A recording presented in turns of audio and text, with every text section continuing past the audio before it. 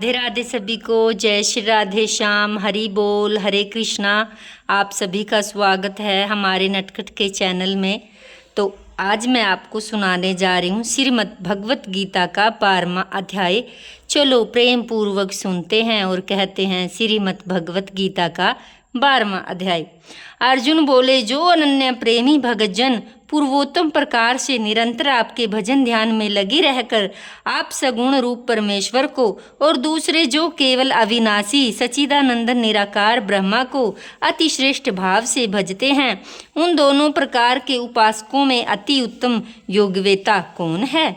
श्री भगवान बोले, मुझ में मन को एकाग्र करके निरंतर मेरे भजन ध्यान में लगे हुए जो भक्त जन अतिशय श्रेष्ठ श्रद्धा से युक्त होकर मुझ सगुण रूप परमेश्वर को भजते हैं, वे मुझको योगियों में अति उत्तम योगी मान्य हैं। परंतु जो पुरुष इंद्रियों के समुदायों को भली प्रकार वश में करके मन बुद्धि से परे सर्वव्यापी अकथनीय स्वरूप सदा एक रस रहने वाले नित्य अचल निराकार अविनाशी सच्चिदानंदन ब्रह्मा को निरंतर एक ही भाव से ध्यान करते हुए भजते हैं, वे संपूर्ण भूतों के हित में, रत में और सब में समान भाव वाले योगी मुझको ही प्राप्त होते हैं।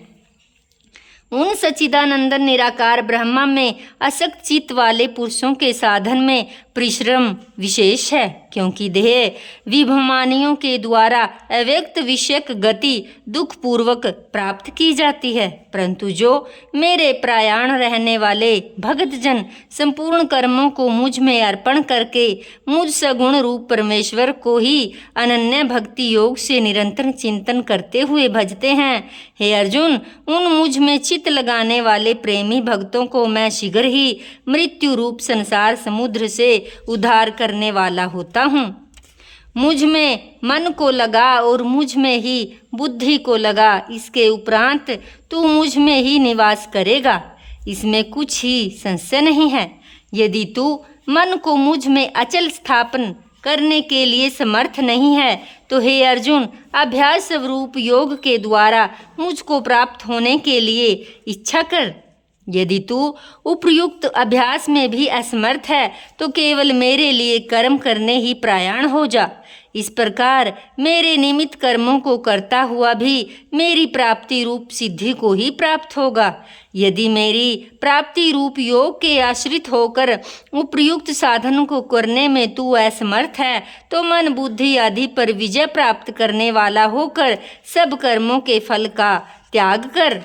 मर्म न जानकर किए हुए अभ्यास से ज्ञान श्रेष्ठ है, ज्ञान से मुझ परमेश्वर के स्वरूप का ध्यान श्रेष्ठ है और ध्यान से भी सब कर्मों के फल का त्याग श्रेष्ठ है, क्योंकि त्याग से तत्काल ही परम शांति होती है। जो पुरुष सब भूतों में द्वेष भाव से रहित, स्वार्थ रहित, सबका प्रेमी और हेतु रहित दयालु है, ममता से रहित, अहंकार से रहित, सुख से दुखों की प्राप्ति में सम और क्षमावान है, अपराध करने वालों को अभय देने वाले हैं तथा जो योगी निरंतर संतुष्ट हैं, मन इंद्रियों सहित शरीर में वश में किए हुए हैं, मुझ में दृढ़ निश्चय वाला है, वह मुझ में अर्पण किए हुए मन बुद्धि वाला मेरा भक्त मुझको प्रिय है।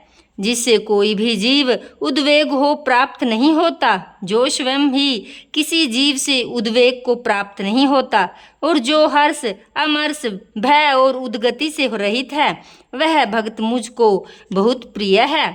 जो पुरुष आकांक्षा से रहित, बाहर भीतर से शुद्ध, चतुर, पक्षपात से रहित, दुखों से छूटा हुआ, वह सब आरंभों का त्यागी मेरा भक्त मुझको प्रिय है।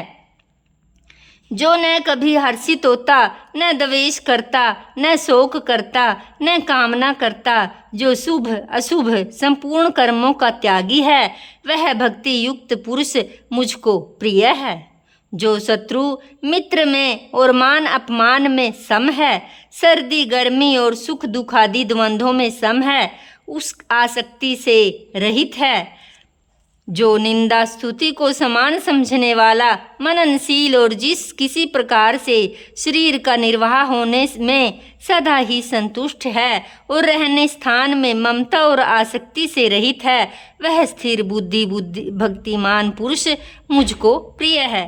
परंतु जो श्रद्धा युक्त पुरुष मेरे प्रयाण होकर इस ऊपर कहे हुए धर्म में अमृत को निष्काम प्रेम भाव से सेवन करते हैं, वे भक्त मुझको अतिशय प्रिय है। तो भक्तजनों, ये था हमारा आज का 12वां अध्याय।